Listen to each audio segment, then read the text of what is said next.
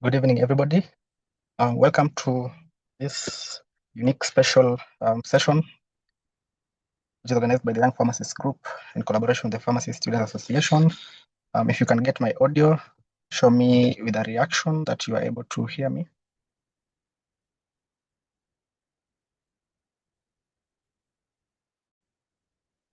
Thank you. Thank you so much. Yes, so welcome again. My name is Dr. Silvanus Manyala. I am the FIP liaison and CPD coordinator for the Young Pharmacists Group. That's the executive committee.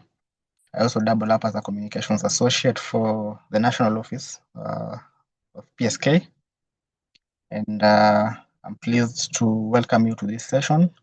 I will be supported by my co-moderator, Dr. Ivy Kairuthi from the KEFSA Research Hub, and she will have an opportunity to introduce herself and what the committee does. I also have the presence of our very renowned speakers, that is Dr. Sami Masibo, Dr. Clinton Osebe, and Keith Mbaye will be joining us in a few as well on the panel.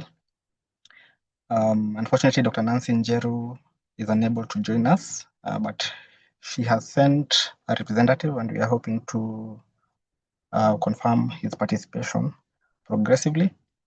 But nonetheless, we are set and ready to go. Please remind your colleagues who have not joined yet that the session has begun. You can share with them the link, and hoping they don't miss out on this session. So again, as an introduction, the session is titled The Future of Pharmacy, Digital Health and Artificial Intelligence, organized jointly by PSK, YPG, and KEFSA. And this is our proposed flow for the session. As you can see, we have an opportunity to test our knowledge with respect to the title of the session content, and that's also to support our anticipation for the delivery. We'll have 3 presentations from Dr. Clinton Osebe, Dr. Sami Masibo, Dr. Keith Mbaye. And afterwards, we'll have a Q&A, followed by a brief call to action or key takeaways, a summary of the session. And then lastly, we'll have a few announcements, then we close. And just for purposes of setting the ground, we remind you that the session, as it is right now, all participants are muted unless during the Q&A when we maybe will have the opportunity to raise questions. We will ask you to raise your hand and then give you the opportunity to speak. If you'd like to share remarks, general comments, please use the chat section for that purpose. I see some of you have already begun doing that. And then if you have questions, please raise them in the Q&A pod at the bottom of your window. You will see a Q&A tab. That's where we will post your questions progressively during the session, and then we should be able to address them when the time comes. And just again to emphasize that this session is jointly organized by the student community and the early career pharmacists, but it is open to pharmacists because the topic is of interest, and this is a request we got a few days ago, and we opened this up. This session is recorded, and we will have the recording available on our YouTube channel. It is CPD accredited.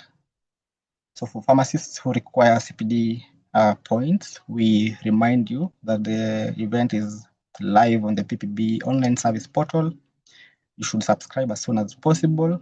We have a 7-day window for subscription and claiming post this event.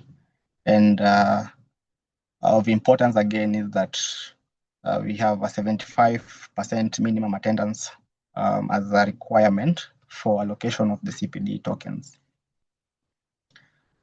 At this point, I would want to introduce Ivy just before I go through the background rationale for this session to introduce us the team on her side, that is the KEFSA subcommittee that has been very instrumental in organizing this session. Maybe a brief background on what they do. So Dr. Ivy Kairuthi, if you can hear me. I can hear you. Please go ahead. Okay, thank you for the floor, Dr. Manyala. Good evening, everyone. As previously mentioned, my name is Dr. Ivy Kairuthi. I'm a pre-intern pharmacist and also the lead of the committee that's has been involved in this collaboration. The KEFSA Pharmacy Skills Lab Subcommittee. And we're a committee of four. There's myself, Ivy, the KEFSA president, Brian, there's Samuel Inshutimana, and there's Denver Steve. And the specific purpose of our committee is to bridge the gap between our classroom knowledge and the rapidly evolving demands of the pharmaceutical industry. We do recognize that we have a strong academic foundation, but the world is moving towards a digital shift, and we hear about AI and automation every day. So we want to learn which skills can we build to prepare for what's coming. And that is exactly why we advocated for this session, to ensure that everyone that's here today is not just a spectator for the future. We don't just want to see things moving forward and we are not involved. We want to be equipped to survive the future and also to lead the future. And I'm very excited to see what we have tonight. Back to you, Manyala. Yes, thank you. Thank you so much. And from my side, we have a mentorship and professional development subcommittee under the young pharmacists group. I'm trying to address gaps that exist between the academic theory and practice. The steep learning curve during internship, plateau, career progression for young pharmacists. So we have this idea to do CPD events physically and virtually. So we'll be rolling this out in a few, and we hope that with this, we'll move beyond, of course, the ad hoc advice that we usually get, of course, to a structured system of career stewardship. And now to the session itself, we, of course, understand that the global pharmacy profession is undergoing digital transformation. The International Federation, International area for workforce development, and early career pharmacists are urged to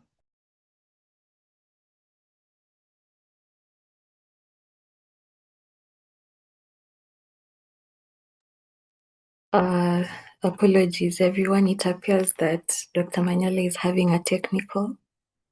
Maybe we can wait for a few minutes till he comes back.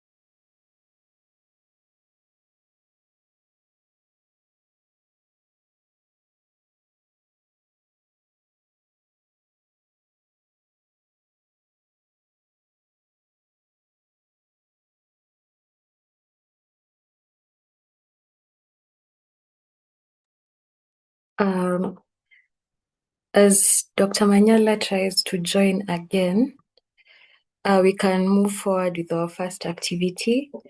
So before the next speaker is introduced, we had prepared a small interactive poll so that you can gauge where we are at with our understanding of the topic. So let me try to, okay, can you see a poll on your screen? Maybe you can react.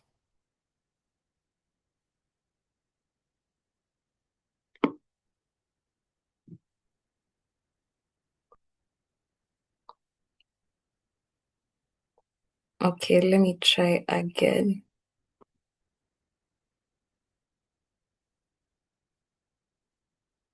Can you see it now?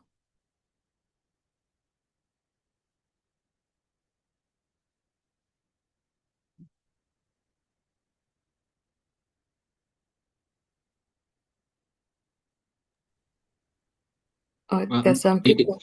It has been visible actually since the first time you asked. Oh, okay. Thank you. So the first question is, what does AI stand for in the context of modern technology? Oh.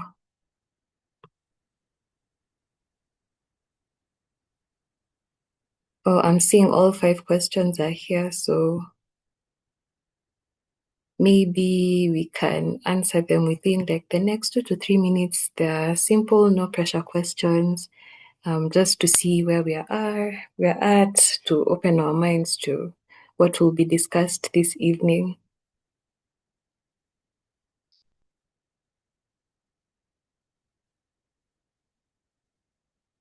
You can vote or, oh, okay.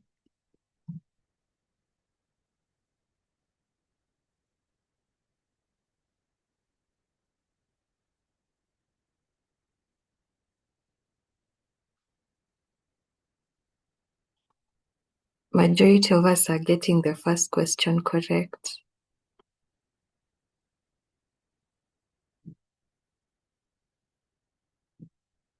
Perhaps we can move to the second question.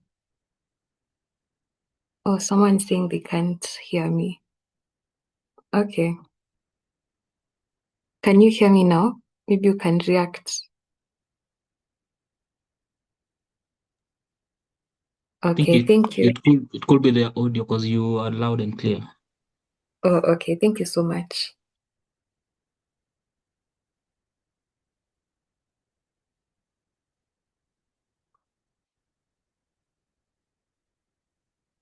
I think we're on the same page with the first question. It's artificial intelligence. So the second question says, what's prompt engineering?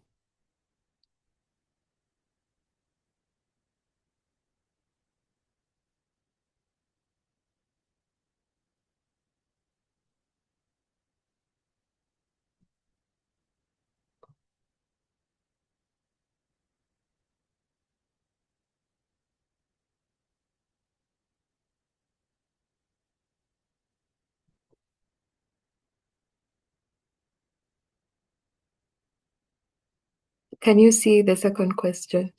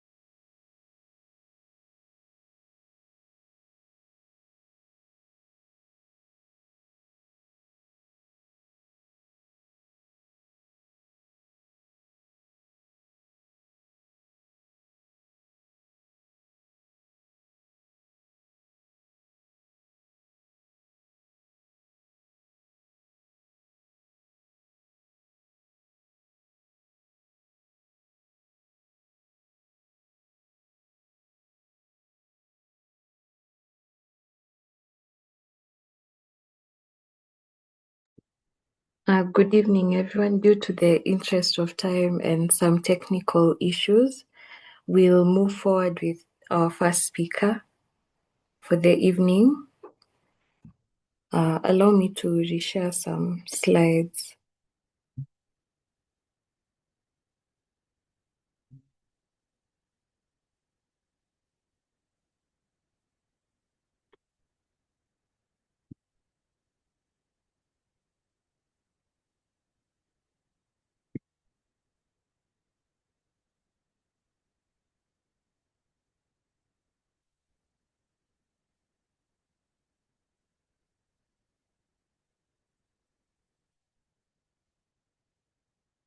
So our first speaker of the evening will be Dr. Clinton Osebe.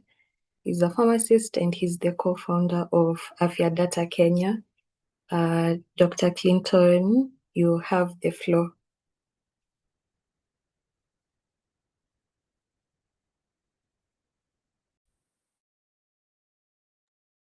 Thank you so much, Ivy. I don't know if I'm the one to share my slides or able to assist with that. You're free to share your slides.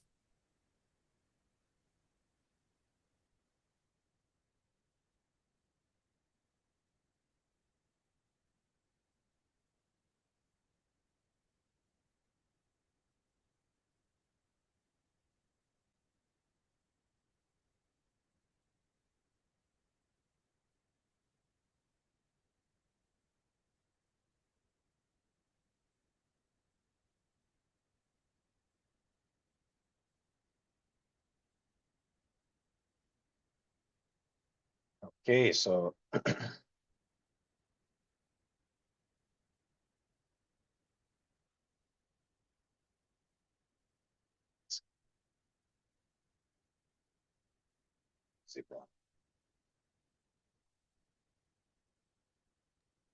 Hello, Dr. Clinton, we're unable to hear you. okay, I so don't know. today we are going. It's okay now. Can you hear me now? Yes, you're clear now. All right, thank you. I hope my screen is visible. Okay, I'm going to maybe talk fast. I won't cover everything in detail. We can always share the slides after the session for reference purposes. So what are we going to cover today? Today's agenda, we are going to have a brief look at what's AI, practical definition, then how it's applied in pharmacy so far from drug discovery all the way to delivery of care to your patient. So what is AI from a pharmacist lens? It's John McCarthy defined it very well. It's the science and engineering making intelligent machines. In our context, it will be, of course, intelligent machines to not only interpret our data, but also help us in our discharging our duties as pharmacists. So we have the four branches, so to say. We have machine learning, we have deep learning, NLP, natural language processing, and imaging or rather, which is through computer vision. So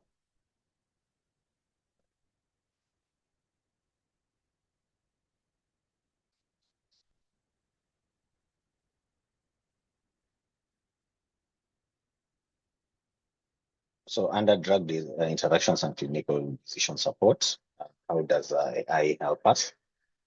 It's through real-time drug-drug interaction detection through ML systems. I think I'll add more references on these. There have been amazing things that have been done using drug interaction software. Not only in which have already been plugged into EHRs, and you can be able to see, okay, maybe if I dispense this medicine to this patient, they're more likely to face these kind of side effects without even having to plug the patient or taking more history, considering all the histories in the EHR system, that is the electronic health record system. So AI systems scan thousands of DDIs instantly and flag risks before dispensing occurs. They are used as clinical decision support systems. We have seen these. Let me tell you, even if you don't have EHR in the hospital, as long as you're going to check GPT at one point in time that you're okay, let me look this up. That is a CDSS type of interaction. Error reduction and computerized physician order entry tools. Okay, so in personalized medicine and precision dosing, we have pharmacogenomics, which is a really trendy, sort of to say, or evolving topic that is of interest right now.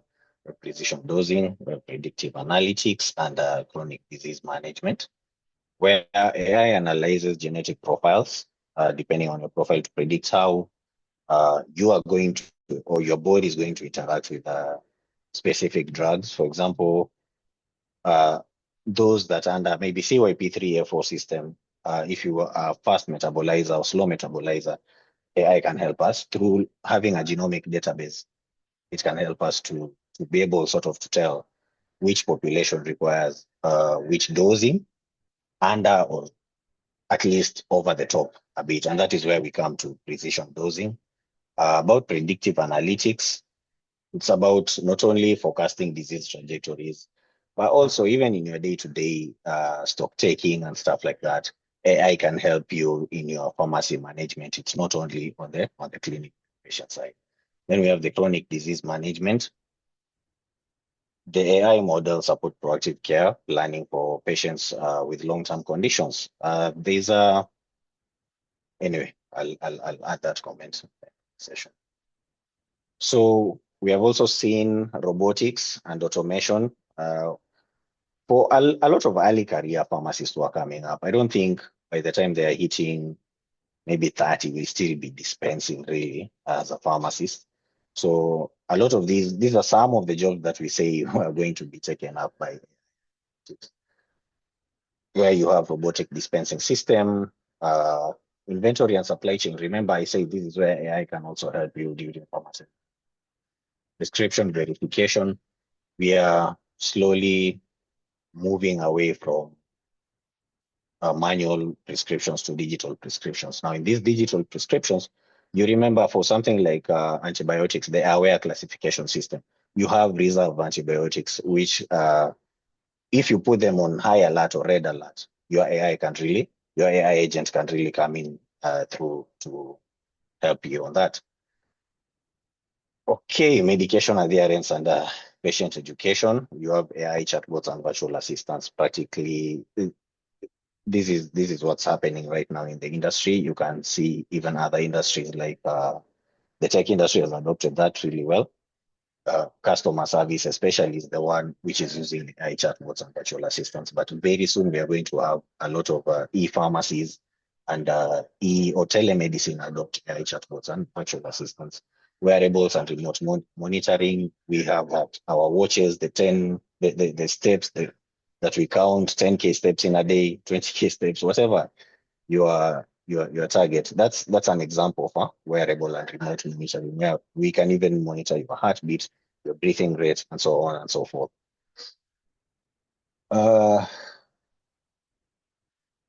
So our role as pharmacists is evolving this way. The traditional role on your left and the AI augmented role on your right. Let me just put it summarily that you get to be more of a collaborator and a proactive participant in not only prescribing, but in treatment in general. We are not saying AI will replace you, but it's going to be more of a 50-50 kind of job, so that you can not only increase the quality of care that your patient is benefiting from, but also smoothen things and optimize operations in the pharmacy, so that your role as a pharmacist should be to advance knowledge and not only to do robotic stuff. Yeah. So we have challenges and ethical considerations. Of course, data privacy and security comes first.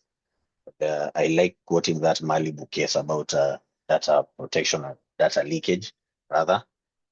We have algorithmic bias, where a lot of these algorithms are trained on Western data. So I'll tell you a case in point.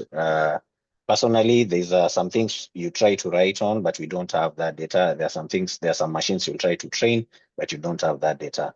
And pharmacovigilance and genomic data is particularly notorious on that. System interoperability. We have, of course, poor compatibility, between not only AI tools and existing structure, but even the existing infrastructure itself. It's incompatible between one system and another. We have regulatory gaps. Of course, the PPB launched a software guidelines the other day. I'm sorry for getting it, but software and medical device guidelines or something like that. But you can find that these guidelines in the next maybe 3-5 years, they will not be able to catch up with the innovation that will have happened by then. So that's one of the challenges. Over-reliance risk. This is where you just get to suspend your brain, and if you're very good at prompt engineering, you sometimes this AI can hallucinate. But when you're checking up some medical facts, it's also good to not only ask the AI if it's sure or like how can I call it? Refine your prompt, but you can also check with the physical literature. Yeah, for example, national guidelines and stuff like that.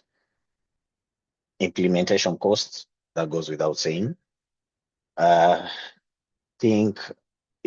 if you don't think about data centers, think about cloud costs to host this data, to hold this data. And not only that, but also the cost of training these models. The compute cost is really high. That's one of the challenges for low and middle income countries, dare I say, to adopt these technologies. Yes, so what this means for you, I'd say build AI literacy. The time is now, of course. We do some work pertaining that at Afya Data. Seek experiential exposure, do a lot of projects if that's your interest. And stay ethically vigilant. I'd say especially how you hold medical data that doesn't belong to you, even as you try to experiment things out, even as you try to build your AI literacy. Yeah. So allow me to, as I come to an end, these are the key takeaways from this session. We are not here to be replaced, rather to be to collaborate with these new technologies. Drug safety is transformed through real-time drug-drug interaction, predictive PV, and reduces medication errors at scale. Precision medicine is here. Try to align yourself along those routes, because I think in the next maybe half a decade, the more we talk of AMR, the more we talk of non-communicable diseases and the approaches towards it through pharmacogenomics lens, the more AI is needed to sort of give us novel approaches to treatment and stuff like that. Automation drives efficiency. Of course, that's the whole point of AI. And then we must address the challenges and be champions for data privacy, system interoperability, and maybe reduce our own over-reliance on using AI to learn. We are the ones who have trained these tools on our own data, so let's not be so reliant on them.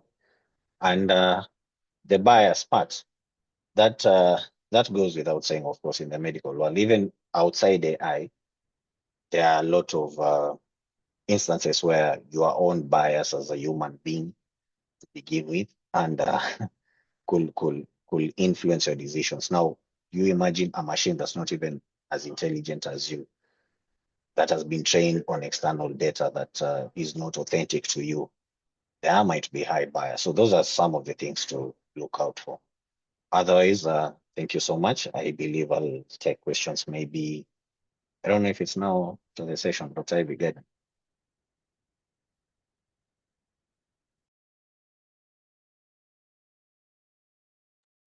We'll have the Q&A session after every speaker has spoken.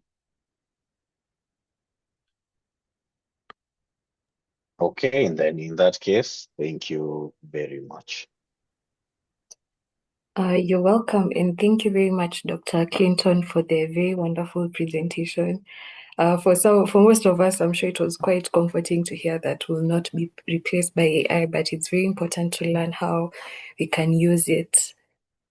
So without much further ado, I would like to introduce our second speaker, Dr. Sami Masibo. He's a pharmacist and he's a doctoral fellow and health systems researcher. And yeah, Dr. Sami, you have the floor. Meanwhile, if you have any questions, you can type them in the Q&A so that they can be answered at the Q&A session. Thank you. Perhaps stop sharing so that I can share my screen.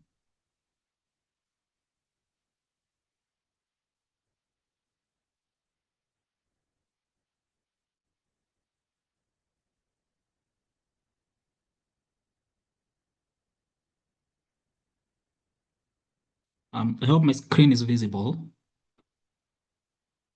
Yes, it is. Thank you. Yeah, my name is Sami Masibo. I like describing myself as the oldest YPG because I work with young pharmacists a lot. So I'm very comfortable, interacting with our younger colleagues. I'm actually very old, but because of my younger friends, some people think I'm very young. I think when Manyala reached out this afternoon about this presentation, I struggled a bit because one of the things I realized is we think about YPG as the very fresh pharmacist, and maybe Manyala we need to have another category of younger pharmacists, because when we just think about young pharmacists, this topic was I struggled a bit because I was thinking about how do you talk about digital health with someone who is still in school or just an intern, and what their role might be in that space. So I think that is one thing.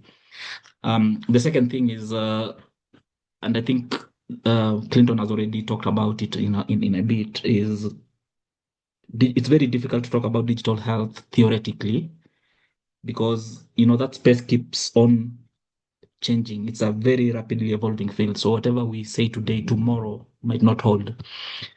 If you have a moment, please go and look for a paper by a good friend of mine. She's called Rosalind Miller. She's been in this space for quite a while. It's called When Technology Precedes Regulation. So even national regulatory authorities such as the Pharmacy and Poisons Board in Kenya, they will struggle so much trying to regulate digital health interventions, because even if you make a law today, tomorrow someone will think about something else that no one has ever experienced, and then technology always goes ahead of regulation. And so even as we discuss these things today, just keep that in mind, that some of the things we tell you might not really hold tomorrow, so that you don't get confused when some of the things change.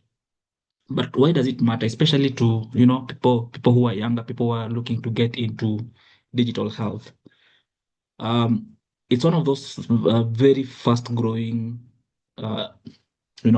things in health, and in pharmacy especially. And one of the things I keep challenging people is, when you think about digital health, and if you want to go into that space, please think about low and middle income countries. There's a lot of opportunity within LMICs as compared to high income countries. So don't shy away studying or getting into that space within low and middle income countries. Salient Advisory in 2022 did some study, and of all the innovations in Africa, about 200 of them, they were studied by this group of research consultants. And about 200, for all the 200 innovations that were happening at that time in Africa, related to the consumer or the patient or the end user, about 80% of them were in pharmacy. So it's a field that I think, as you look at your career opportunities, it's a field you can focus on because there's a lot of opportunity. And this is in part because of the COVID pandemic that happened around 2020. A lot of these things were restricted by many governments, but then COVID came and people could not move, and so governments had to unlock a lot of the restrictions they had. In fact, before the pandemic, if you look at the revenues that were coming from digital health interventions, it was about 190 million. And that almost tripled just because of COVID to 560 million in terms of investment in that field. So it's one of the things you can actually look forward to. And you guys have a better, outlook than us, because I think people who were born later have interacted with technology. So it's a natural thing to get into. Digital health is also an opportunity to address major health challenges, especially in Africa. There's something called the iron triangle in healthcare. It's about access, affordability, which is just the cost, and quality. Every government will struggle. If you make something very accessible, sometimes the quality suffers. If you make something very affordable, again, the quality might suffer, and access as well. So it's one of those things. The triad is very difficult to achieve, but digital health can help you achieve those three things very easily in most of the cases. So it's an opportunity to improve health, and many governments that have gone very digital in terms of automation in their healthcare systems have actually, sort of gotten ahead of the iron triangle challenge. And then there's something called the policy window, which as you get into your career, as you grow older, you need to, especially if you are an innovator, you need to always remember this. So a policy window, it's a theory that says for something to happen, not just in health, in any, any time you want to do something, there's usually three P's. There's usually a problem, and then there's usually a policy, and then the politics around, that issue. So in health, problems will always be there. You'll always be talking about maternal deaths. You'll always be talking about lack of access to medicines. There's always a challenge in health. The policy, again, we are very lucky in health, unlike other departments or other contexts. In health, people usually think about the solution. So the policy is the solution to that problem you're trying to think about. So usually the solutions are also there. But the problem why those solutions never see the light of day is usually because of politics. And so you need to understand and play your politics very well. So for example, right now, if you wanted any digital health to go through, you just talk about SHA and the government will align because the government is pushing a SHA agenda. So you always recognize the politics around you. And right now in Kenya specifically, we have a policy momentum where the three things are aligned. It's called a window because it opens and it shuts. And when it's open, you need to maximize. And for now, I think digital health in Kenya, that window will open for quite a while because a lot of things that have gone in are very difficult to reverse. So they'll be there for quite a while. And as you guys graduate, it's a field, again, like I'm saying, if you look at the opportunities, if you look at the policy window, it's right now, it's open, and it's one of the things you can look out for. There's always a confusion between what is e-health and what is telepharmacy now for us when it comes to pharmacy. Maybe I just wanted to clarify that as well. E-health is the broader thing. So it's the use of technology to support healthcare in general. It includes telepharmacy as well. Clinton has already talked about things like robotics, electronic health records, Internet of Medical Things. The Internet of Medical Things is just the connected infrastructure of medical devices, software, So that is the broader thing. But when it comes to, our specific profession, we have telepharmacy. Some people call it online pharmacy. Some people call it e-pharmacy, and it is the remote delivery of pharmaceutical care. So it's very pharmaceutical in nature when you're describing telepharmacy compared to digital health or e-health. Now, don't close your mind because it's more than the products. It's not just, the delivery of products or medicines online. We now have things like digital medicine information centers. We have pharmacists who are doing, prescribing. We have telemedicine. So you can actually link, and it's happening already in Kenya. A lot of the original online pharmacies right now, they're doing teleconsults, they're doing even lab work, they're doing home-based care if you need an injection. So it's that group, that online pharmacy and telepharmacy has expanded. So even as you get in, look for innovations around what can you do online beyond just delivering medicines. So I just thought that distinction is important as we discuss these things. As we get into what opportunities are there for, and I don't want to call them just young pharmacists, even the younger pharmacists, so students, interns, people who are getting into the profession. And I wanted to just give also some 2 pieces of advice. One is begin at the end. You are better off looking at what is existing right now in terms of a solution to a problem, and then looking at how digital tools can improve the existing solution, rather than just looking for a totally new problem to try and sort. And because this is usually faster, it's cheaper, it's more rewarding because you see things happening.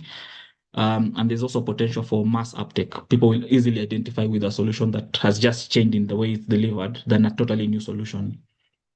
We were discussing with some leading players in the innovators in the health space, and this thing came up, and people are just arguing about, for example, it's easy for it. It's very difficult. I'm not saying it's easy, but it's very difficult for you to design a kitchen in your phone that can cook, so that you can download food. But someone can easily have designed Glovo, so that someone else is cooking, but you have an interface, a technological interface to get the food to you. So that doesn't mean that you begin at the end. Look at whatever is happening and it's already existing and probably has a few challenges, a few problems. Just take that solution and then find innovative ways of automating it. It's always easier than thinking about a totally new thing. Secondly, and a lot of innovators in the digital health space are frustrated because of this. You have to define value from a client's perspective. It does not matter how much you think your innovation is good. If the client does not think it's valuable to them, no one will take it up. If you get time, I think there's a gentleman called Vushi. You might be aware about Vushi. He has interesting discussions around cost, price versus value and worth. People, for example, people in our field, generics versus branded medicine. Some people just insist on a branded medicine. And you and I know that both of them work, but it's because of the value that is in their mind about a branded medicine.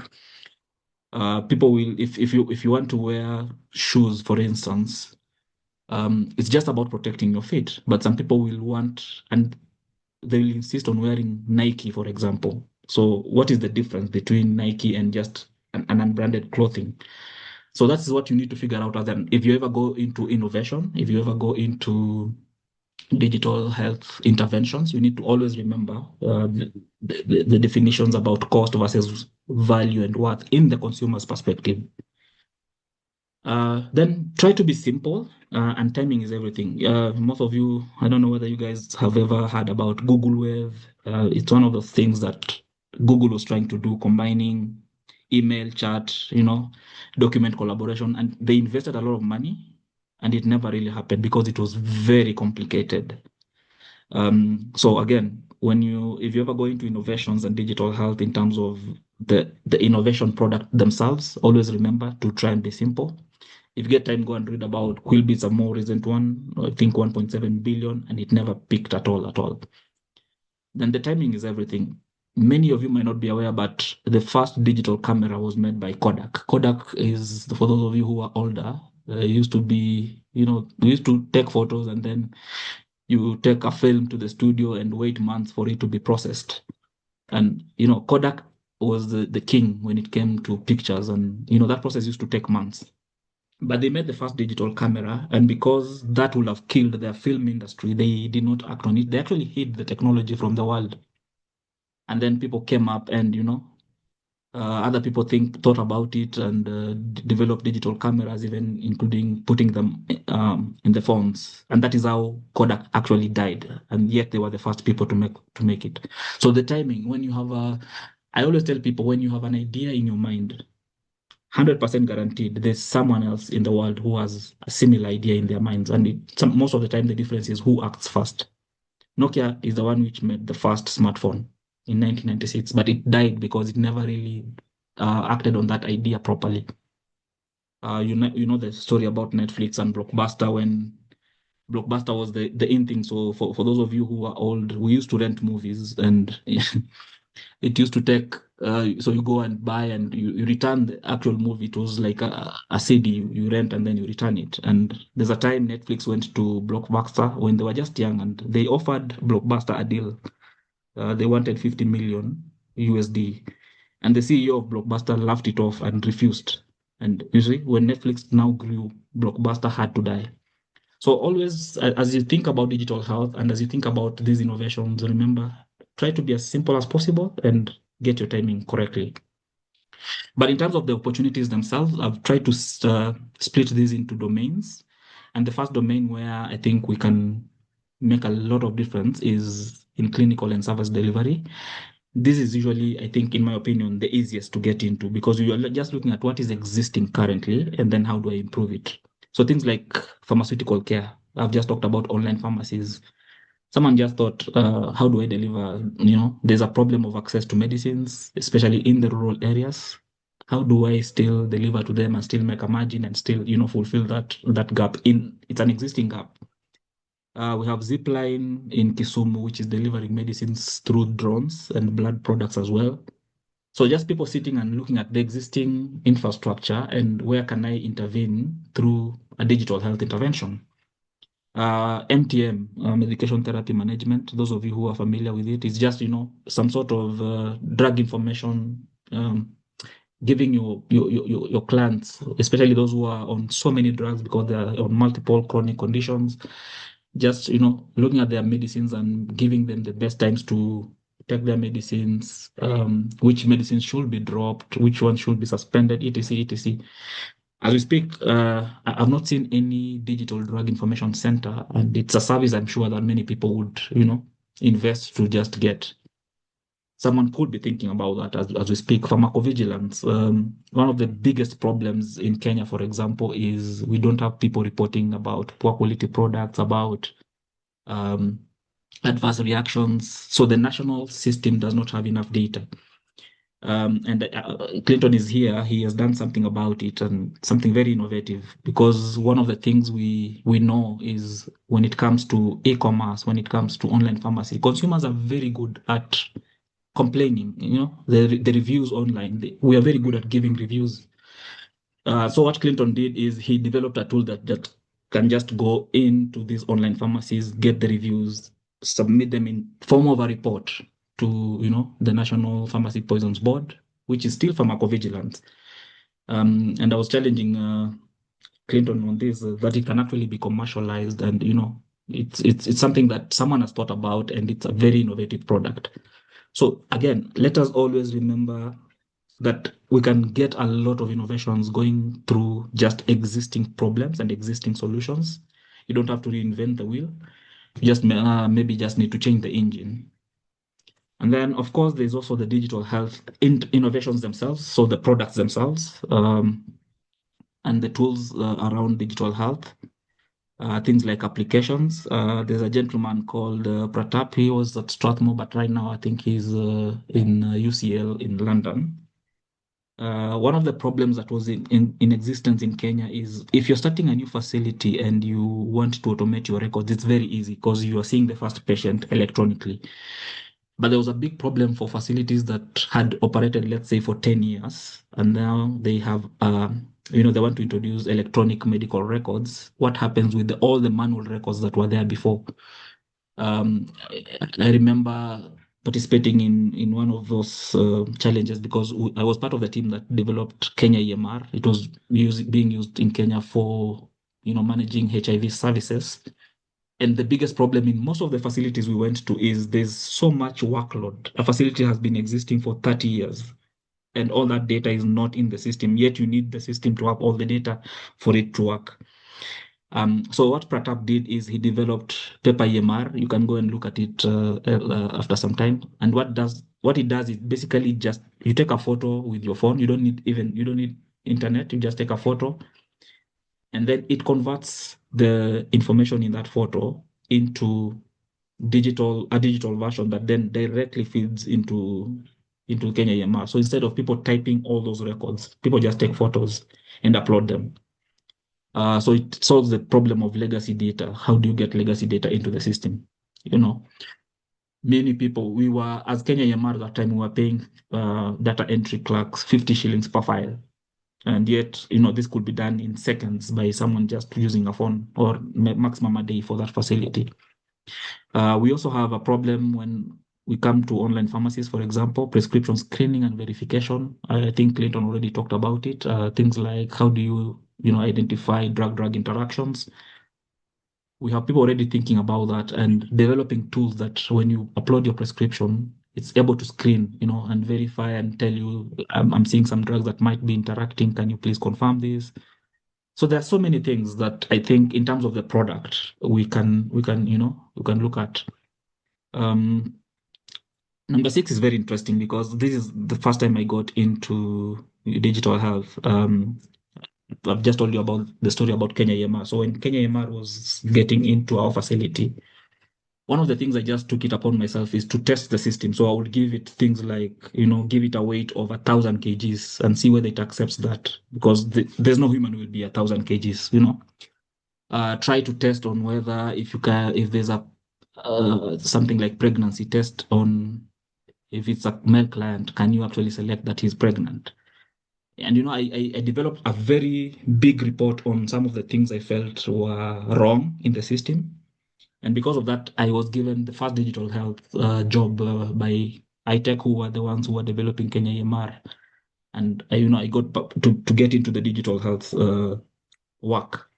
So what I'm saying is, it doesn't need to be something that you need to code. By the way, it doesn't even need to be, smartphone.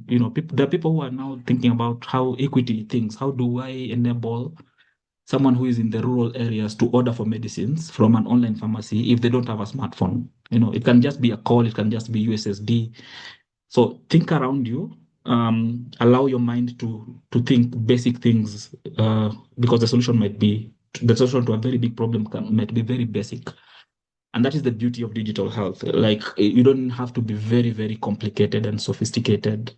The simplicity and the timing is everything. Of course, right now I'm in research, and this is a field that I'm encouraging most of you to come in. The most prolific researchers in Kenya are actually pharmacists. The head of Cambridge right now is a pharmacist. And for the last 3 years, I've been studying online pharmacy in Kenya and India and the UK in a grant that is 900,000 pounds. And there's so much to research in pharmacy and in online pharmacy. For example, we've been looking at how do you, if you are the regulator, for example, how do you regulate online pharmacies? How do you check for compliance? And we've developed a protocol called standard patients mystery shopping, for PPB to consider.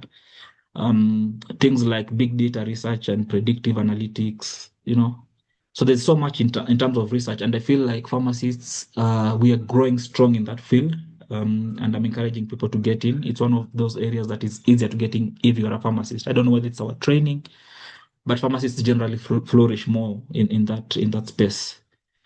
And then, of course, there's policy and regulation. Some people are just dedicated in terms of digital health, so they don't do anything digital, but it's about the policies and the laws. And this is also another area I think as pharmacists we can get into. A lot of medical professionals, when it comes to their own field, and it comes to policy or legal instruments or regulations, we tend to leave it to the lawyer. So the lawyer understands the law but doesn't understand your practice, and that's why it's easier for you to do both.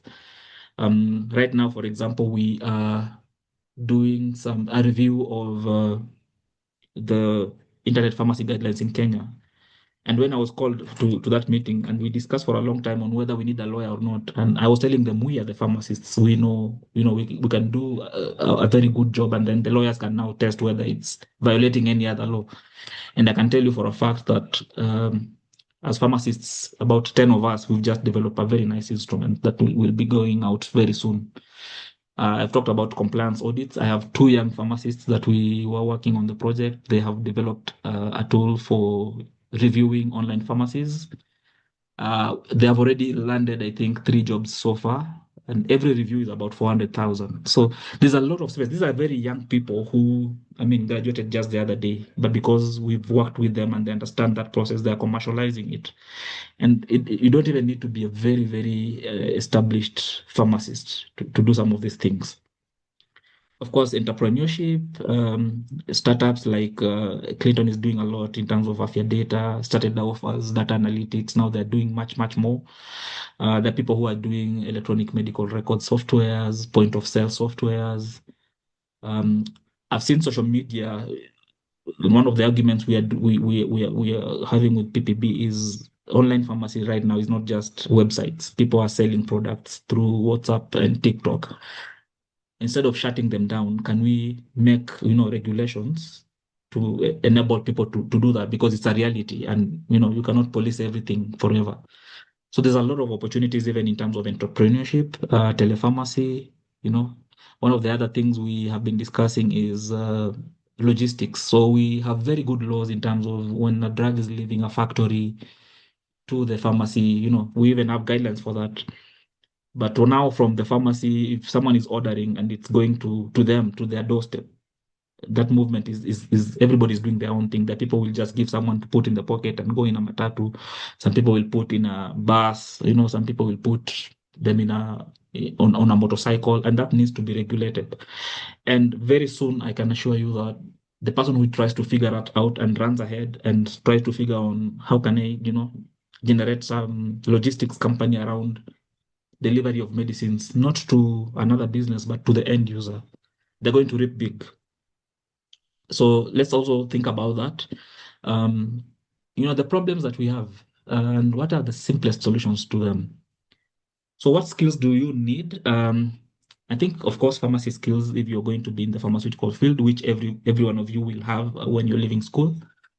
And then digital literacy. Clinton talked about this at length, things to do with data analytics, software as a service.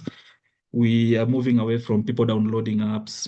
There's a lot of third parties. If those of you who are using Microsoft 365, for example, know that you don't need to download Word.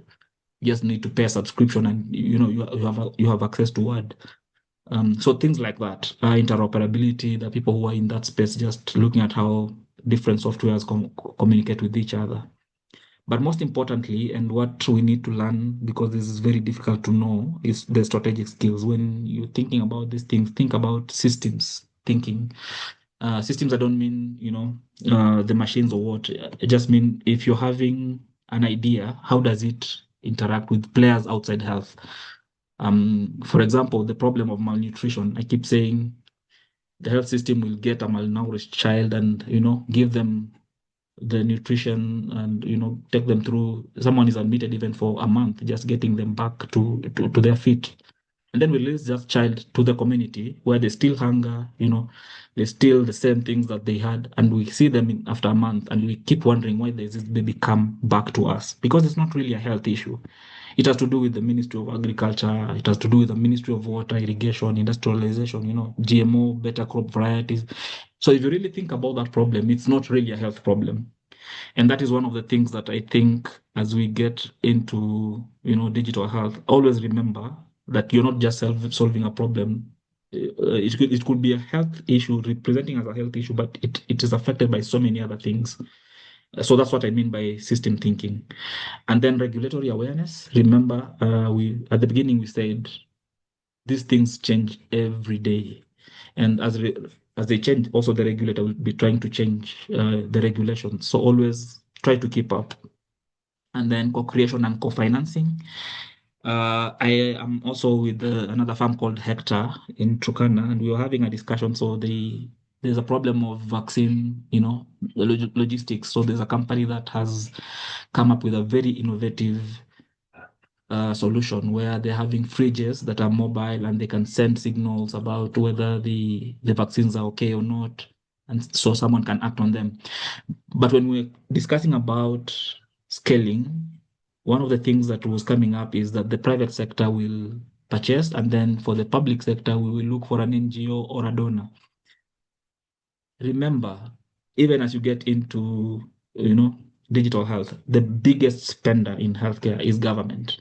You just need to show them that this is important enough, that this is, something that will save you money. So the idea that, when it comes to government, we don't charge, we have to look for someone, convince the government to invest in it. So co-financing. So we're moving away from co-creation, which used to be a problem because kitambo someone will just bring a solution and, you have to take it. Nowadays, people create the solution. If you have an end user who you want to use your system, you have to sit down with them, understand their business, understand their pain points, then develop something that will fit their needs. So that has already been happening. It's no longer a problem. But the problem now it becomes co-financing, especially for public sector innovations. Yeah, I usually just have this slide anyway, anytime I talk about digital health, just to, to show that when these things can be either very good or very bad. So I have something called, we published a paper actually called The Good, the Bad, and Ugly, based on the work we are doing. If you get time, just go and read about it. And this is just, the context was online pharmacy. So I have 3 real cases. These are all real cases. The first case is a lady called Roslyn. And for a long time, she stays in Webuye. She's now, I think, 77 years old. She stays in Webuye in Western Kenya. And for a long time, she's hypertensive and diabetic as well. For a long time, she never used to get care because she had to travel to Eldoret. There was no doctor in Webuye. There was no medicines. So over time, of course, the government invested in, human resources for health. So now she's able to be seen within Webuye for her diabetes and her hypertension. But there's a problem. She still had to travel all the way to Eldoret now for her medicine. So imagine you have been seen and everything, but you still have to go all the way to Eldoret just to get your medicines. At her age, and Webuye to Eldoret, it's like the whole day, it's gone. And then you come back, you're very tired. But then online pharmacies came, and she's able now, after her clinics, to order medicines from anywhere, seated within her house, and someone will actually deliver to her home. So online pharmacies can be very good, and we need to encourage those online pharmacies that are good. Like for her case, they will always check on her. They will find out about her measurements. They will even wish her, every year a birthday. I know all these things because she is my mother. So this is an example of when it works. And then we have some bad players, and we call them bad not because they are evil, but because they flout rules, but it's not to the extent that, it's very bad. So, those mistakes that you can make that are excusable. And we have an example of a lady called Katie Corrigan. Unfortunately, she is deceased.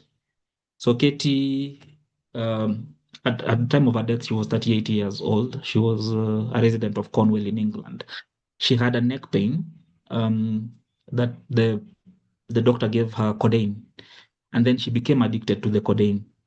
So those of you who understand, to have to be registered to a primary doctor, and so the primary doctor always has your records, and if you go and see any other person, they're supposed to give back those records to the doctor.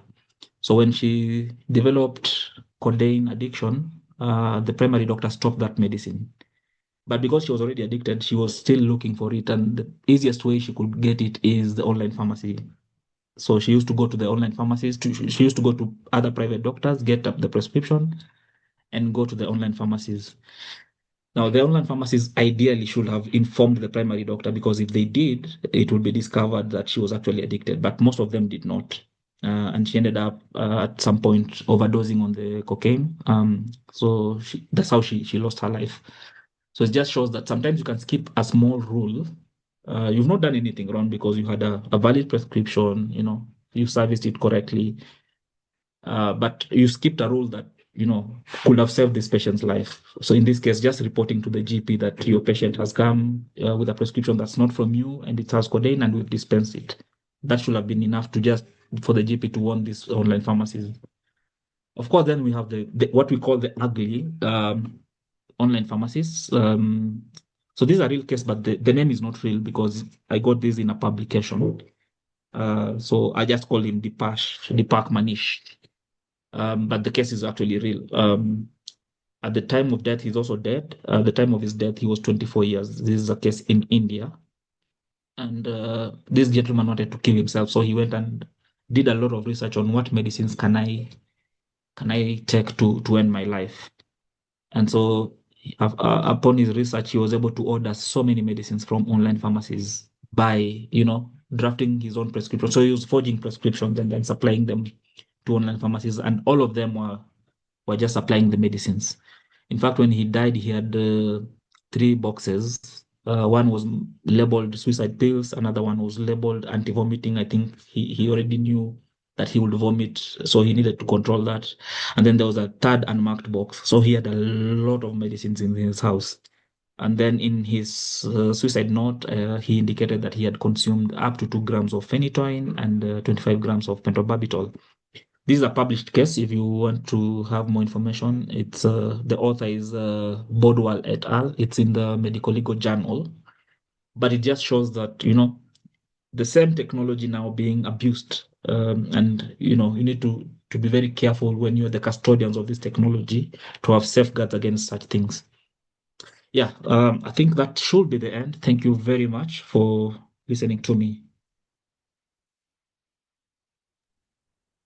Thank you so much, Dr. Sami, for the insightful presentation. I especially loved how you are using real life experiences, and it's very professionally encouraging to see that these are things that are actually happening out here.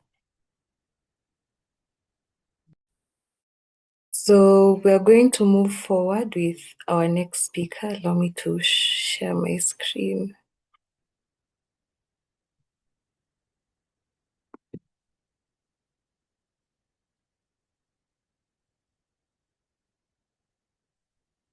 Our next speaker will be Keith Mbae.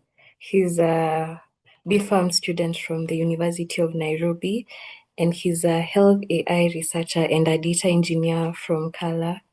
Mr. Keith, you have the floor. And you're free to share your screen. Thank you so much. Please confirm whether you can hear me. I can hear you loud and clear. Okay. Just a minute, I share my screen.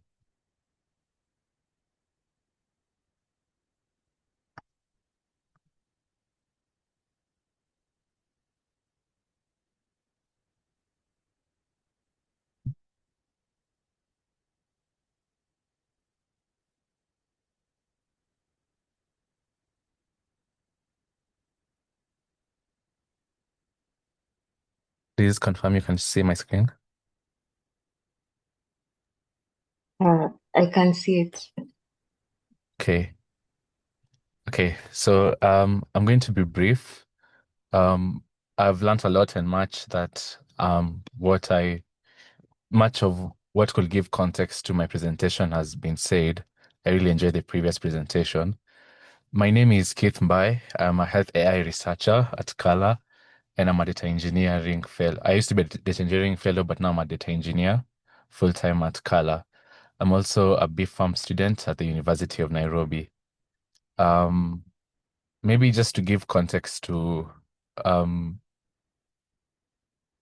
my career in digital health, it began with maybe what leads people to choose this particular career and not that particular career, a function of time and chance, passion, and also money. In my earlier undergraduate years, I was looking for ways in which to earn money as a student.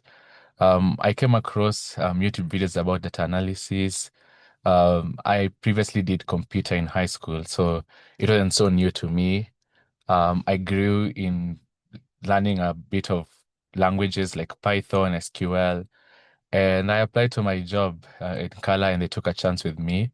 And I've been there this is now like the second year. Now, I believe digital health has been covered well, like what it is. It's simply using technology to improve healthcare delivery. Digital health is wide. Digital health is wide. I work as an AI researcher and data engineer, but there are other fields. It's not just restricted to AI research, which is a big field, but not the only one. There's telemedicine, there's bioinformatics, and epidemiological methodology and research. These three have been there. It's AI research and health wearables um, that are really, really growing. Now, why a career in digital health? Um, I have threefold reasons in different contexts. The first reason is the digital health market is expanding about 20% annual growth. This expand is, of course, is factoring money, but also the jobs and the career opportunities. The second one is the market is expected to increase to reach $2 trillion by 2034. And, health covers everyone. And as other facets of technology are increasing, um, digital health is something that is relevant for everyone because your phone probably has your steps tracker. If you are using an Apple Watch or a digital watch, it probably can measure your heart rate. And more people are becoming more in touch with healthcare statistics that were mainly just for clinical settings. And about 40% of jobs offer remote and hybrid work options. Now, this is more towards the quality of life. If you're looking for something that has better flexibility, that is not as, I won't say not as stressful, but it's just flexibility, and you're looking for a work that has hybrid or remote or work options, then definitely digital health is one of the things you can jump onto. There are various careers in digital health. There are very many. There are very many. Um, I believe what maybe brings relevance to me giving this presentation is my career as a health AI researcher and the field of AI booming right now. But more on that later. There are various fields.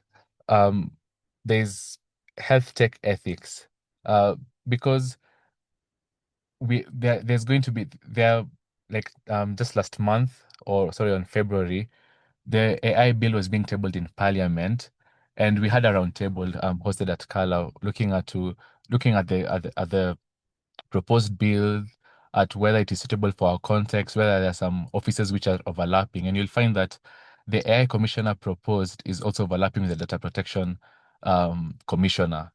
And you see, you do need an expert in health tech ethics to serve in an advisory roles for these health tech companies or to health tech entrepreneurs who are coming up with these solutions, or even governments. But other careers include medical officers, like many of these tech companies have their own chief medical officer or compliance officer.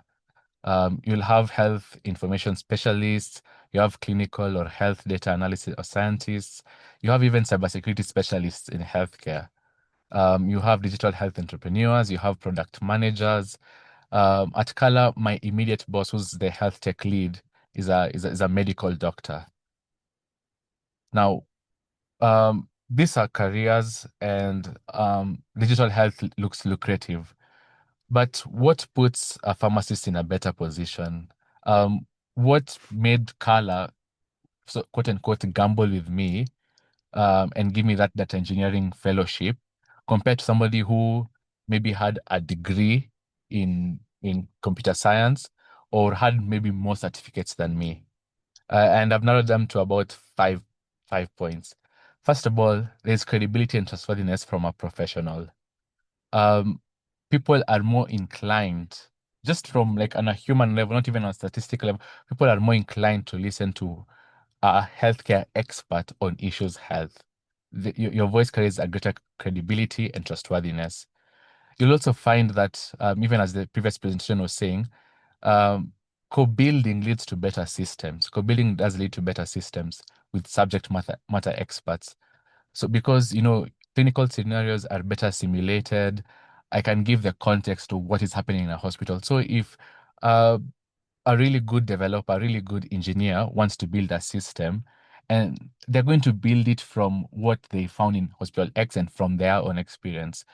But if you come as a subject matter expert, you can give a wealth of experience or knowledge such that they're able to, fashion these things with clinical realities. Like, do doctors really cross-check their prescriptions against updated guidelines, such and such? Or, in such a situation, with how the patient flow is and what resources are there, will this system be able to help us, or it will take us behind in terms of output? Pharmacy is also in a better position, even as just the previous presenter had said. The knowledge of regulatory compliance and safety standards and practices, it does put pharmacists in a better position to pursue a career in digital health. You'll also find that PPB is already the regulator of medical devices. There's also sorry, I'm forgetting the name, but there's also a new commission. I'm sorry, but it's along the lines of the PPB being the regulator of medical devices. And you'll find that AI is one of these medical devices, or a lot of these medical devices are coming with AI capabilities and functionalities. And so pharmacists in PPP or in regulation are going to experience medical devices that are using digital health networks and systems. And so you're in a better position to join the field because you already have one foot in the field. You already have the foot of PPB, or pharmacists are the ones who are in charge of regulating medical devices in Kenya. And I think something that cannot be ignored is simply the doctor title. The doctor title just puts a lot of credibility, a lot of weight to your voice. And if I do find, let's say, for example, in a situation where HR is hiring and they find Dr. X, similar certificates, and a computer scientist, maybe with more certificates, but just the doctor title, and it's for a health scenario, it does put you in a better position to get a particular opportunity. Now, now to the crux of my presentation, of like guiding you to the resources and the certifications that are there to help you, secure your footing in the field of digital health. I'd like to give two disclaimers. The first one is, although some free learning resources are sufficient, you'll find that they not necessarily carry the credibility of a completed certificate. For example, you'll find in YouTube the free code camp or Harvard CS50, beautiful courses. I mean, Harvard CS50 is taught by Harvard University. But if I put in my resume, completed a YouTube video on AI ethics by Harvard CS50, it may not necessarily carry the weight of having a completed or a certificate in my name. Also, the second disclaimer is that the field is evolving. So this list is not exhaustive. And you might find other resources might be relevant at a future time. And even as the oath says, learning is continuous. But here is where you can start. First of all, I started, and majority of developers started on YouTube. YouTube has rich resources. YouTube has podcasts. YouTube has dialogues and conversations from people who are in the field, and even a lot of didactic materials like Free Code Cab, Harvard CS50. These are free resources that you can utilize to help you get a grasp of the field. My personal favorite, or what led me to become a data analyst or data engineer at Kala, is I use DataCamp. I love DataCamp. I enjoyed using it. I enjoyed the learning process. You'll find the code is there to run. You'll find a lot of projects, a lot of AI support, and it's relatively inexpensive. So for a year's plan, they do have discounts. Without a discount, it's $150 for the whole year. but they do offer student discounts or just yearly discounts for $75 for the whole year. And it covers a wide range of courses with really good support and projects. Another good resource is Coursera. Now, you'll find some free courses on Coursera, but you'll also find some that are not free, but are also relatively inexpensive, yet they do carry value. Like Google's courses on AI development, AI in healthcare, product management. Coursera also does have a yearly plan if you're planning to do multiple courses, but you can just do it on a course by course for feasibility and cost purposes. There's also edX, a lot of top tier. This might not necessarily be budget friendly, but it does carry weighty certificates like from Stanford and Harvard. That's edX. That's where they do most of their, or they give up most of their courses, what they even teach in universities. There's also FutureLearn. There's a lot of open source information or information that you can get from open source communities. That's GitHub and forums, even something simple as a LinkedIn search. You'll find there's a digital health agency that pumps out both positions and resources of where you can learn. Some of them are free, some of them are paid, but yet inexpensive.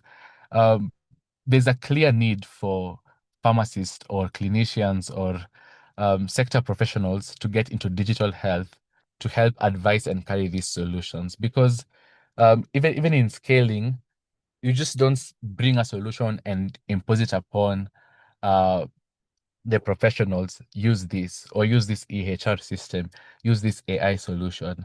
You're much better positioned to educate the professionals, have them be digital literate, and then they'll be able to give you feedback. Okay, this will work for us, or this is our problem.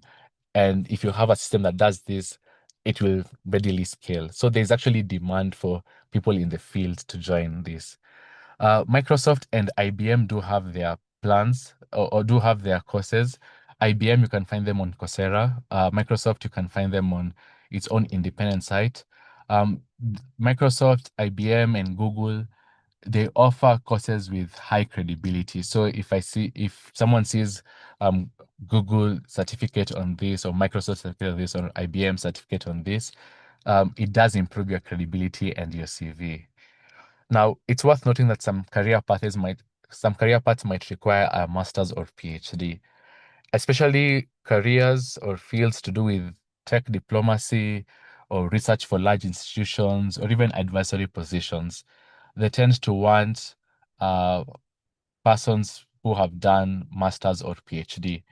Now, if you are choosing to do a master's or PhD, something I've seen or I've noted in a couple of searches and in the people whom I've met is top institutions have a certain edge to it. For example, you note that the Director General for the WHO did his master's at LSHTM. And you'll find that LSHTM just pumps out a lot of credible people in tech diplomacy and in advisory positions. It's a progressive, its curriculum is updated, but just the networks that you'll be able to form in such institutions can help in securing a good position. Now, if I was to start my journey in digital health, how would I do it step by step? First of all, not being in a rush to pay for anything, because a lot of this can be learned through networks, your own Google search, YouTube, and tech events. For example, just not to market where I work for, but we do host quarterly roundtables where we bring in both medical professionals and tech professionals to talk about AI in healthcare. And this is a free event. You can just come, give your outputs or give your input and network with people who are in the field. So be on the lookout for these events. You typically don't have to pay for anything at first. Just learn where you want to be. And that brings me to my second point, finding your niche, because digital health is broad. it's a very broad field. For example, I might say that I am, 2, 3 years into AI in healthcare. In telemedicine, I'm not as experienced. In cybersecurity, not as experienced. And it's about finding your particular niche, and specializing and honing the trade such that you become a relevant voice in the field. So I would, uh, first of all, fully network, go to events, do my research on YouTube or just Google searches or on LinkedIn, find my niche or where I would like to be in digital health. Second, or third, I would now go through desired jobs. Like, for example, just research, just plain simple research on LinkedIn, on Glassdoor, or Indeed, on what clinical or digital health jobs look like after finding your niche. You go, you look at this job, they will require a master's in this, or they will require a certificate in this, or require 2 years experience of this in that. Simple. And then now you tailor your learning according to these requirements. Because there's no need for you to learn Python if your goal is to become a tech diplomat. I would say that statement is mutable or completely inerrant, but you'll see as a tech diplomat or to serve in advisory roles, you'd need to look more onto the ethics side of things, and you might not necessarily need to learn how to code. But if you'd like to do things in system development and product management, then there may, not completely, but there may be a need for you to look more into the developer or in the coding side. So just look through the desired jobs and then tailor your learning according to their requirements. Uh, I started off as a data engineering fellow at Kala, but now I'm a health AI researcher. Pointing to the fourth point, you shouldn't be afraid of changing fields because of higher marketability. For example, I wanted to become a data analyst, but with how AI has grown, um, data analysis is scarcely done without AI, or it's more efficiently done with AI. Now, if I'd stuck to my pure coding of graphs and charts using Python, um, I wouldn't be as relevant as I could be because of how the field has changed. And digital health, just as um, digital anything in whatever field, does grow and does improve and does switch. So right now, the top fields are healthcare, AI development and ethics, compliance testing, just things mostly to do with uh, both building and testing, building AI solutions and testing and compliance for AI solutions. But that's in my field.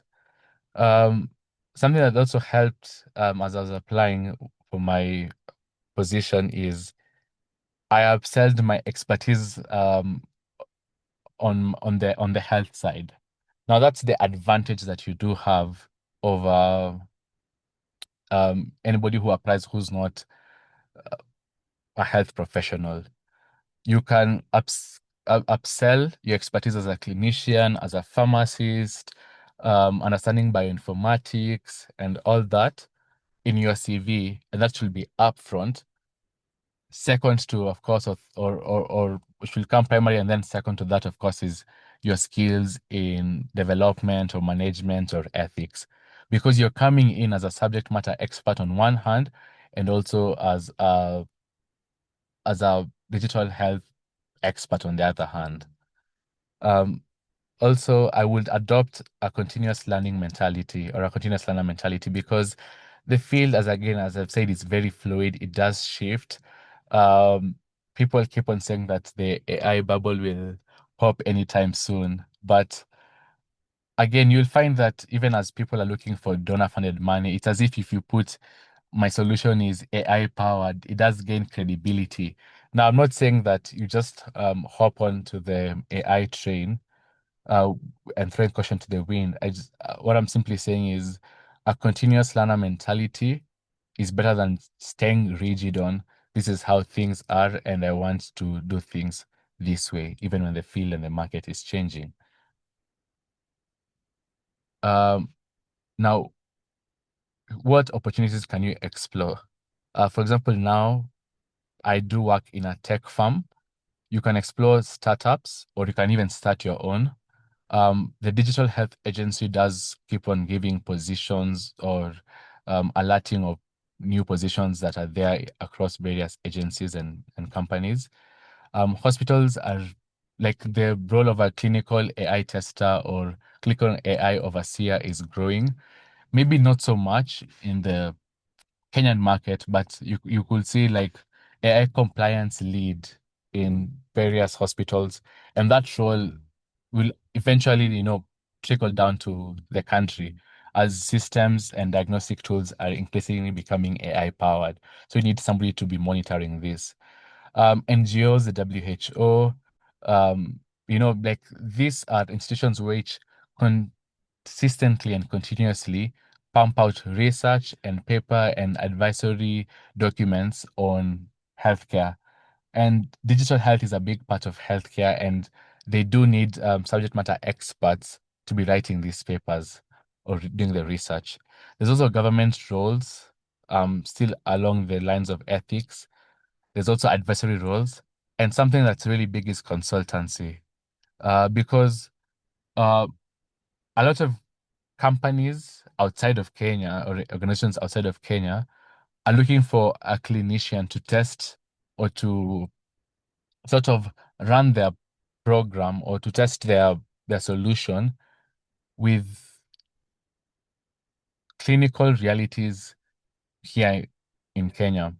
You'll find that a doctor or a doctor specialized in digital health can be contracted by 2 or 3 companies, and this is from somebody I do know, contracted by a company in France and in Canada, just to do things upon microbial stewardship, antimicrobial stewardship, and test their data or to help them incorporate their solutions into into the country. So consultancy is really big. It's again flexible and offers, and you're typically the one to say when to work or when you cannot work. I'll finish by saying the tips for success is love the field, build with context in mind. If you're going to go the side of developing solutions, you have to factor in context. Don't just import outside solutions into Kenya. Build the context with context in mind. And again, not everything needs to be reinvented. We don't need solutions or new digital health solutions for everything. Sometimes just refining the process does help. You do need to adapt to be resilient yet malleable, and not just simply for jobs, but just to get the experience, to get the mentorship, to understand what the field is like. And again, as with all other fields, extensive research. Extensive research makes you avoid some of the mistakes that others have made, together with mentorship. Also look at marketability, and again, this goes again with building in context in mind. If you're going to build on the NGO side, then you might look more for impact. But if you're going to build from a financial point of view, this is where your bread is coming from, you really have to look at context and marketability. And last but not least, contribute to the field through research papers. This does help with your visibility, but it does help also with improving the field. Thank you so much. That has been my presentation. If you'd like to reach out, there's my email. Thank you. Thank you so much, Mr. Keith. Your presentation was very insightful. I especially loved how you shared your journey and also the resources and also the soft skills that you also need, like what you've shared towards the end.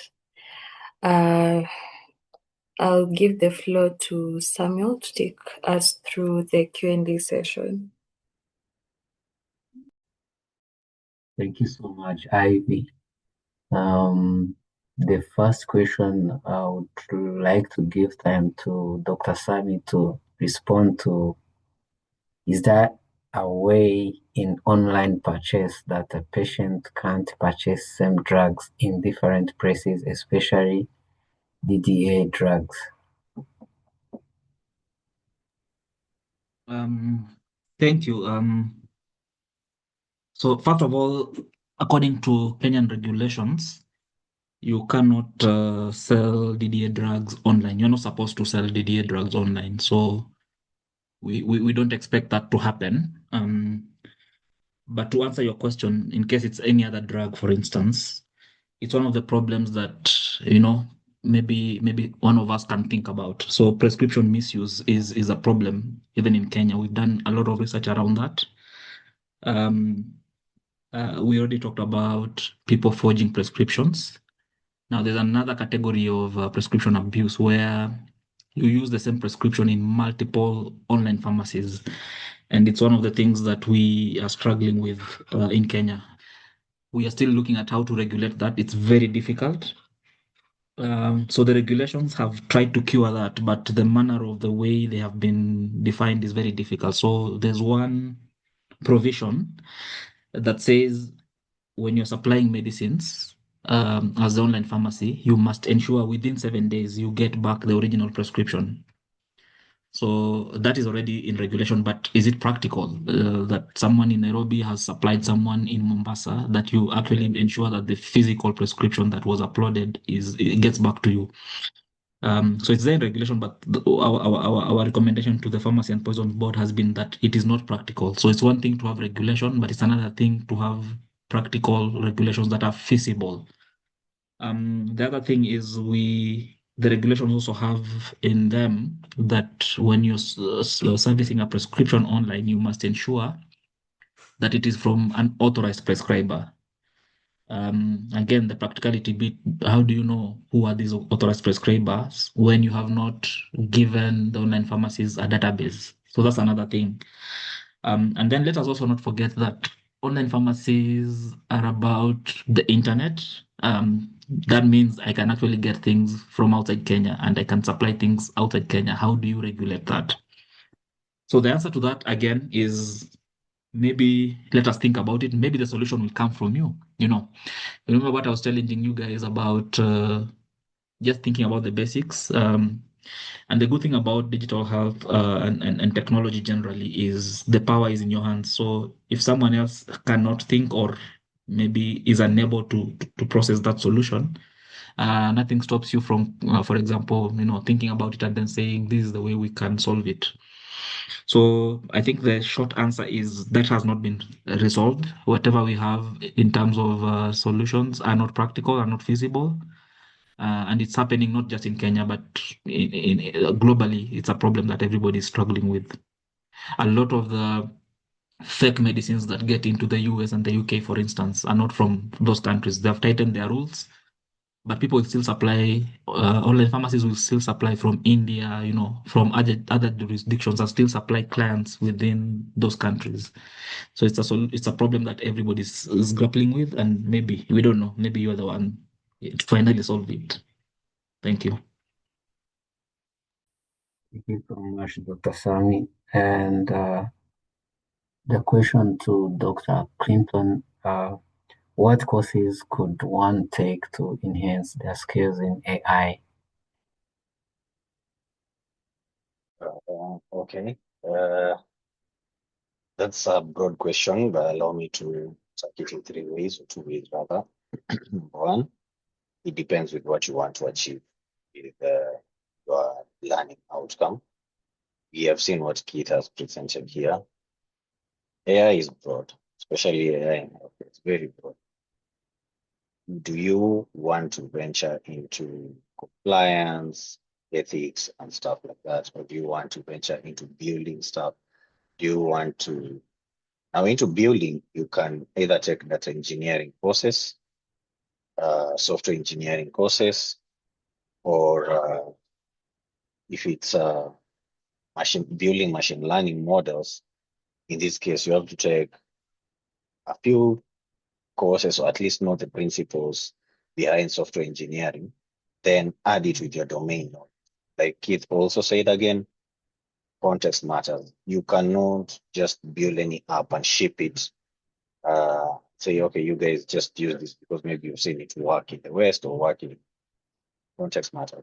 So with your domain, what do you want to build? And for you to know that, you have to understand a bit of how machine learning plugs into your field. For example, when we talk about pharmacovigilance systems, if you are a PV expert, it will be really beneficial for you to learn how machine learning has been applied in pharmacovigilance, and then now look at your context and be like, hey, I think I can do this. So it's really difficult for me to tell you, okay, go take these courses and be good at this. But I'd say, number one, if you want to build, prioritize research in your specific field. Be a researcher without, don't have to be an academic researcher, just have to be really curious.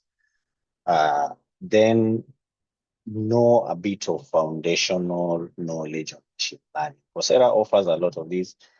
As for Afya Data, the way we have seen it fit to approach this is, instead of me giving you supervised and unsupervised machine learning models, then I bombard you with deep learning models, and then I bombard you with computer vision, then all that stuff, then give you statistics, algebra, these foundational disciplines. I'd rather teach you how to think computationally. So we have come up with a particular course called computational modeling, or computational thinking rather.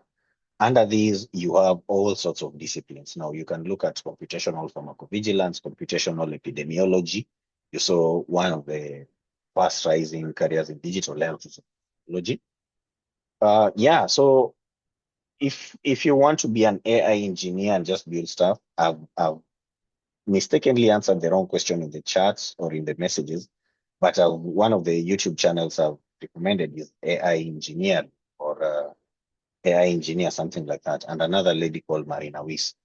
Those two channels are really good to not only maybe train you what to do, but basically to show you how to think and how to approach these systems. It's called system thinking. That kind of methodology used to approach solutions.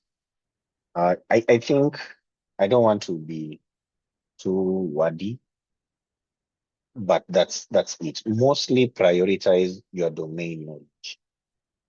Prioritize that, then incorporate research, computational research. We have computational neuroscience, computational epidemiology, computational this, that.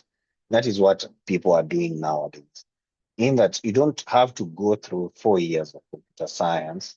Like Keith said, there are people with computer science degrees and you will still age them because you are a doctor to begin with. So you're going to actually build intelligent systems which are informed by your domain, and not just, maybe we usually call them to-do list apps, where you're basically doing the same thing everyone is doing, maybe just another calendar. We already have Google Calendar, Zoom, and all that stuff. You're creating another notes app, to avoid all that, stick to your domain, look at the problems in your domain, then approach it from a computational kind of style. Nowadays, nobody's learning how to code Python anymore. But with the computational thinking, you can be able to prompt an AI that will help you to build the solution that you want. Yeah.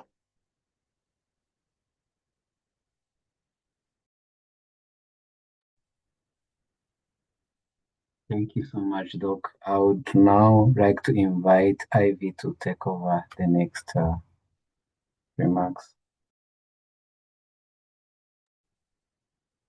Thank you, Samuel, for the floor. So our next session will be on take-home messages. We've been here since 6 p.m. So what have we been able to learn? Well, since we can't hear from all of us, I'll share what I've personally learned from our 3 esteemed speakers today. So our webinar started with a presentation from Dr. Clinton Osebe and he talked about AI in pharmacy, specifically in personalized medicine and drug interactions. So one thing that he said that stood out to me is that AI is not here to replace pharmacists, and that we can work hand in hand with AI to handle data-intensive and repetitive tasks so that we as pharmacists can focus on the clinical judgment. And he highlighted by leveraging machine learning and clinical decision support, we can reduce error rates in dispensing, and we can have more time for patient care, for direct patient care. And he also celebrated the shift towards precision medicine and pharmacogenomics. And he also talked about some challenges with AI, some of them being data privacy and security, which I think is something that we've seen being discussed online, not just in pharmacy, but in other fields. There's also algorithmic bias. And one other one that really stood out to me was the risk of over-reliance. Like we can spend too much time, we can over-rely, and sometimes most of the output is not accurate. So I think we should be very vigilant.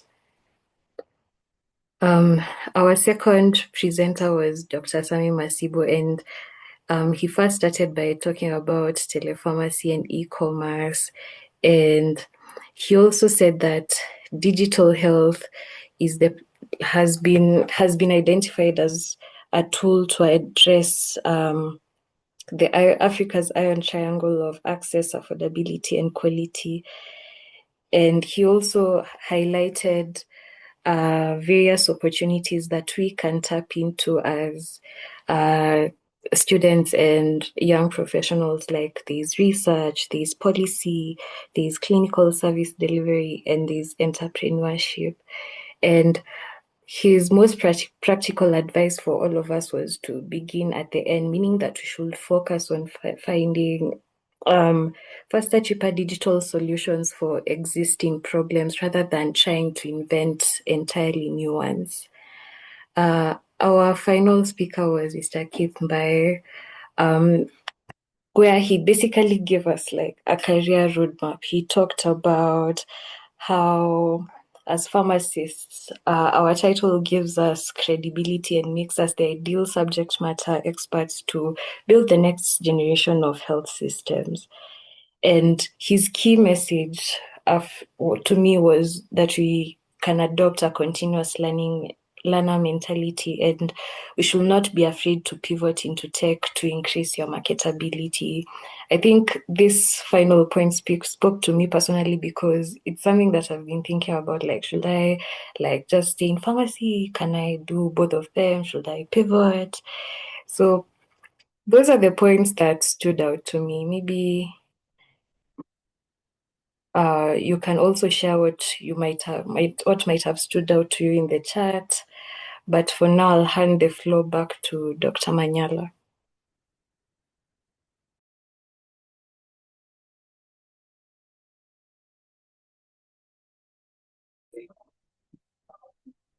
Thank you so much, Ivy.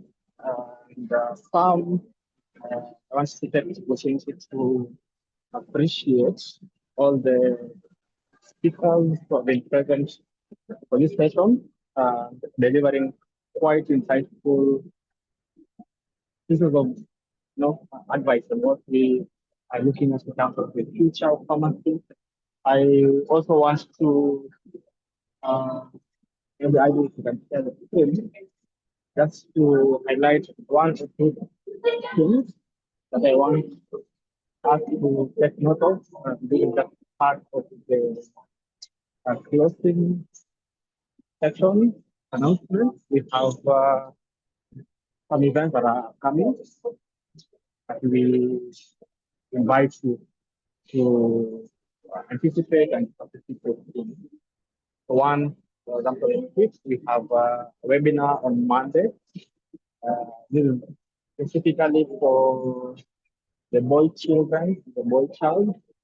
It's titled Man on a Mission, Living by Design. and it will be delivered by Dr. Samuel Ogino, moderated by Dr. Libea Beswell. From 22nd to the 24th, we have Expo happening at Sarit Expo, that is Sarit Center in Westland. We will be exhibiting and we invite you to pass by the booth and interact with us, learn a bit more about membership of PSK, as well as CPD opportunities.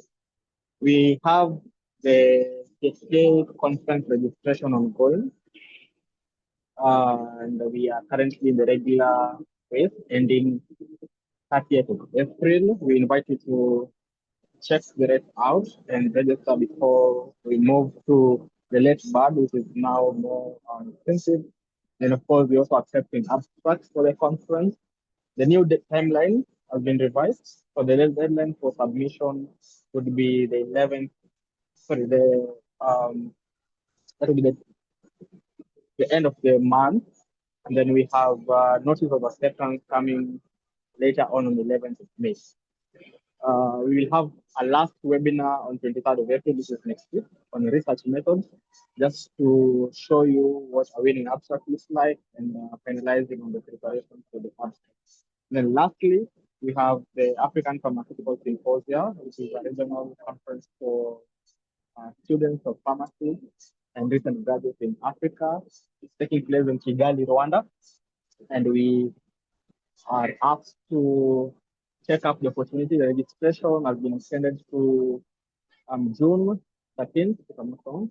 Yeah, so there's still opportunity for you to sign up and participate. So at this point, I have seen the presence of Dr. Gitare, the YPG chair. I want to invite him to give us 1 minute remarks and then we close the session. Thank you so much for your patience and karibu sana Dr. Gitare.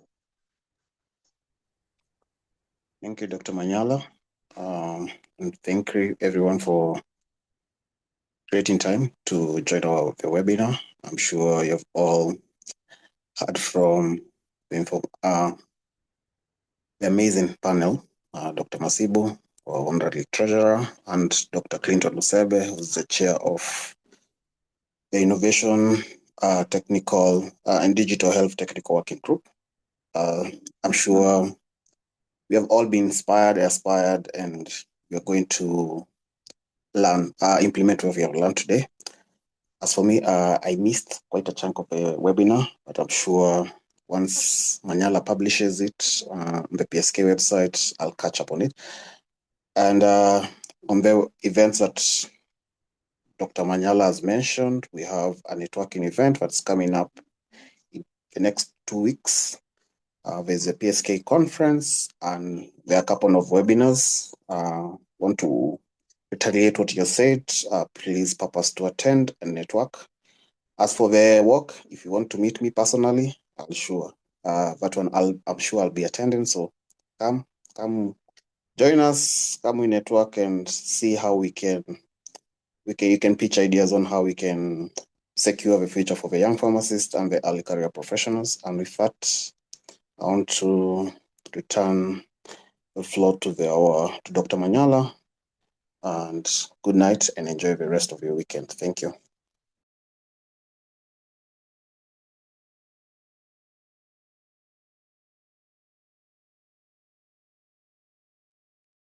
Thank you so much.